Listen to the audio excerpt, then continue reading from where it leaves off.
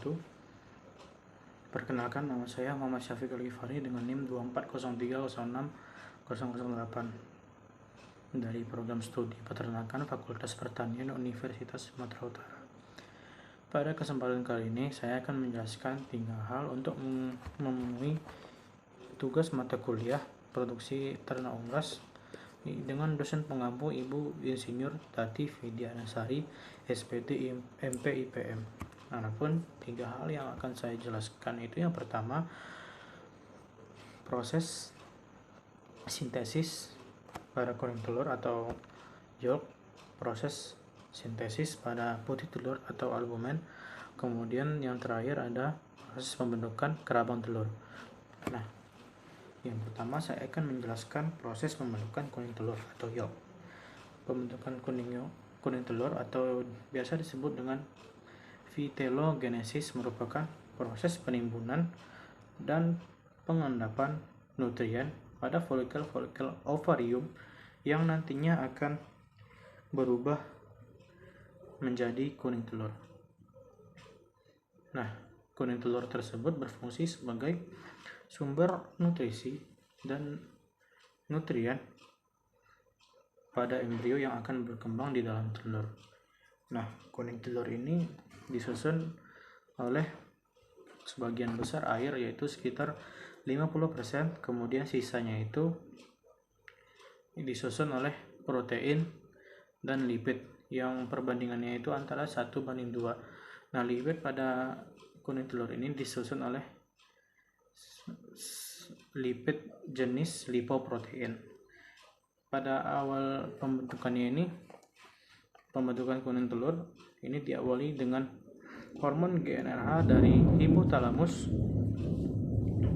merangsang organ hipofisa anterior untuk membentuk hormon follicle stimulating hormone atau FSH dan juga LH atau luteinizing hormone.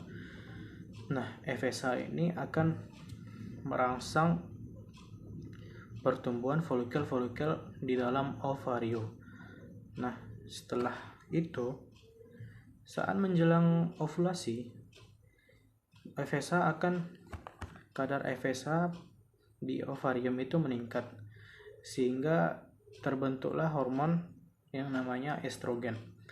Nah, estrogen ini nantinya akan merangsang hati untuk mensintesis komponen-komponen penyusun utama dari kuning telur atau yolk, yaitu vitelogenin, lipovitelin, dan very low density lipoprotein atau VLDL. Nah, zat-zat ini dialirkan dari melalui darah menuju ke folikel-folikel ovarium. Nah, zat-zat tersebut dialirkan secara bertahap sehingga folikel-folikel telur yang berkembang akan semakin membesar. Nah, adapun senyawa zat-zat penyusun dari kuning telur tersebut yaitu yang pertama lipovitelin, kemudian vitelogenin, kemudian karbohidrat dalam bentuk mannose glukosamin, kemudian ada yang namanya vitamin A, D, E, K, dan juga mineral seperti kalsium, fosfor, dan juga zat besi. Nah, setelah folikel telur atau ovum telur tersebut sudah matang, nah, hormon luteinizing hormone akan merangsang folikel telur yang sudah matang tersebut untuk dilepaskan kemudian menuju ke infundibulum. Lama proses pembentukannya ini yaitu sekitar 7-10 hari. Kemudian selanjutnya saya akan menjelaskan proses pembentukan putih telur. Proses pembentukan putih telur ini terjadi di bagian di organ oviduct di bagian magnum. Nah, putih telur ini berfungsi sebagai sumber air dan nutrien juga bagi embrio telur, kemudian juga sebagai tempat perlindungan dari embrio yang sedang berkembang dalam telur, dan juga sebagai tempat perlindungan dari pengaruh lingkungan luar telur, yaitu seperti adanya ancaman dari mikroorganisme dan lain sebagainya. Nah, pada bagian ini prosesnya ini sangat dipengaruhi oleh hormon steroid seperti hormon estrogen dan progesteron. Nah, hormon estrogen ini akan mempengaruhi magnum untuk meningkatkan aktivitas sel-sel sekretori pada magnum. Selain itu juga estrogen akan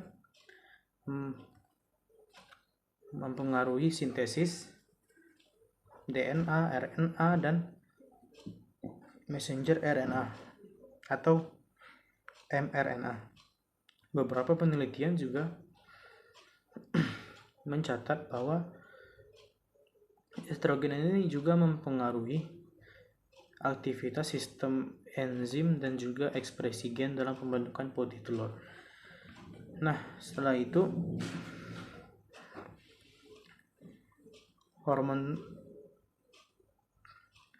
terjadi pembentukan komponen-komponen penyusun pada protein putih telur. Nah, yang pertama itu yang paling besar menyusun putih telur itu yaitu ovalbumin sekitar 54%, yang berfungsi sebagai sumber asam amino bagi telur.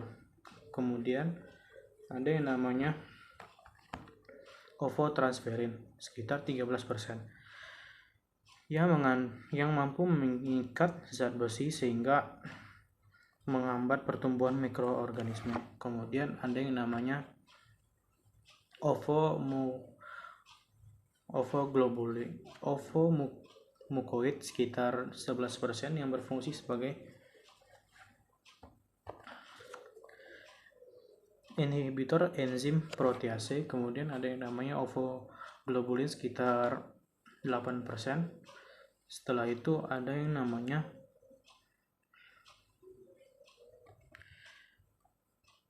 lisosim sekitar 3,5% yang berfungsi sebagai antibakteri pada telur. Dan yang terakhir itu ada yang namanya alfa dan beta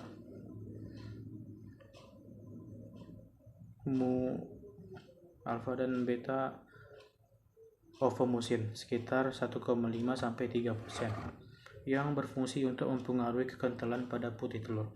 Selain protein-protein tersebut, terdapat juga protein penyusun dalam putih telur, namun jumlahnya sangat kecil. Yang pertama itu ada yang namanya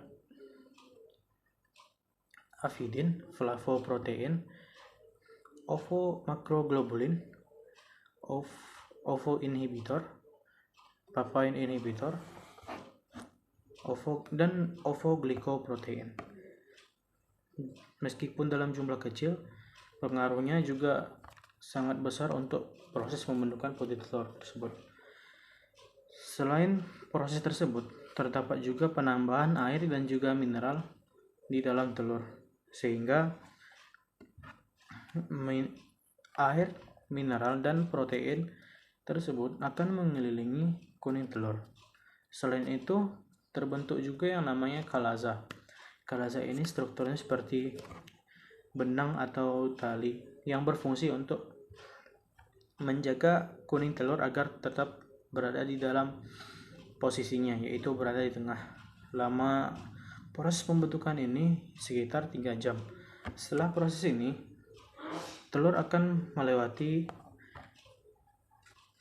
kemudian akan disalurkan ke ismus yang nantinya akan membentuk membran kerabang yang berfungsi untuk pengenapan kalsium pada kerabang telur, Selanjutnya akan saya jelaskan hal yang ketiga terakhir, yaitu proses pembentukan kerabang telur. Proses pembentukan kerabang telur ini terjadi di uterus atau biasa dikenal dengan nama lain yaitu kelenjar kerabang. Sebelum masuk ke uterus, telur akan masuk terlebih dahulu melalui ismus ya teman-teman. Nah, pada ismus ini telur akan membentuk yang namanya membran kerabang telur bagian dalam dan juga membran kerabang telur bagian luar, yang nantinya akan berfungsi untuk tempat menempelnya kerabang telur dalam pengendapan kalsium atau proses kalsifikasi. Nah, setelah dari ismus, lalu masuklah ke dalam uterus untuk membentuk kerabang telur. Nah, proses ini sangat membentukkan metabolisme kalsium. Nah, metabolisme kalsium ini sangat dipengaruhi oleh vitamin D3. Nah, vitamin D3 ini pertama diubah menjadi 25 hidroksi vitamin D3. Kemudian dilakukan di ginjal terjadi proses hidroksil yang kemudian diubah bentuknya lagi menjadi 1,25 dihidroksi vitamin D3 yaitu bentuk aktif pada vitamin D3. Nah, aktivitas sekresi di ginjal ini sangat dipengaruhi oleh enzim yang namanya 25-OHD3 hidroksilase. Enzim ini akan mempengaruhi bentuk aktif vitamin D3 untuk mempermudah penyerapan kalsium pada usus halus. Setelah itu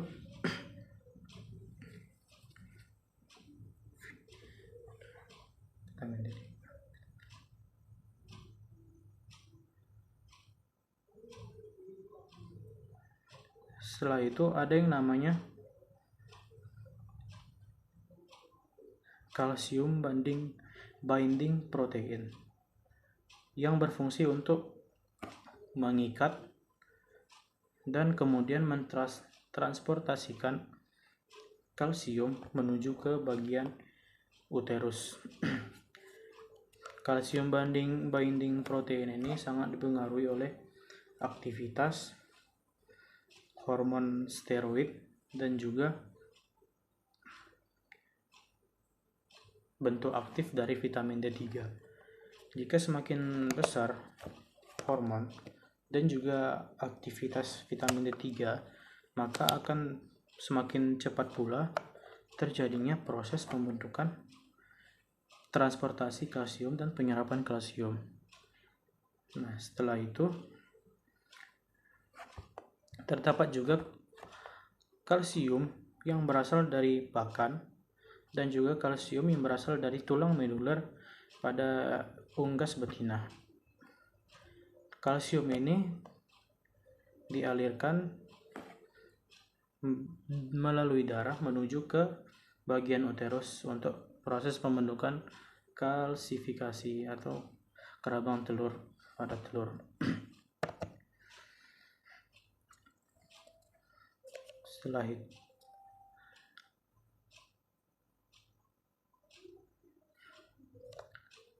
itu pada lumen uterus terjadi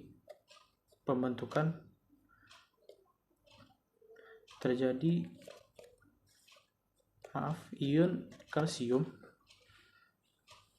itu bertemu dengan ion karbonat sehingga membentuk senyawa baru yaitu kalsium karbonat. Nah, kalsium karbonat ini adalah penyusun utama dari kerabang telur, yaitu sekitar 94 sampai 97% dari penyusun dari kerabang telur itu kalsium karbonat. Selain proses tersebut, terdapat juga proses pembentukan protein matriks yang menyusun kerabang-kerabang telur tersebut agar strukturnya lebih rapat dan lebih keras. Setelah itu juga ada yang namanya deposisi warna pada kerabang telur. Adapun pigmen-pigmen yang mempengaruhi seperti protoporfilin yang menghasilkan warna coklat pada kerabang telur, dan juga biliverdin yang juga mempengaruhi warna pada telur yang akan menghasilkan warna biru atau hijau. Selain itu juga terdapat pembentukan kutikula yang berfungsi untuk menjaga pori-pori telur agar lebih rapat strukturnya, agar mikroorganisme atau pengaruh lingkungan luar tidak dapat masuk ke dalam telur. Setelah proses ini, kemudian telur tersebut akan dikeluarkan dari vagina kemudian menuju ke saluran akhir, yaitu kloaka. Proses ini merupakan proses paling lama dalam pembentukan telur yaitu sekitar 18 sampai 20 jam.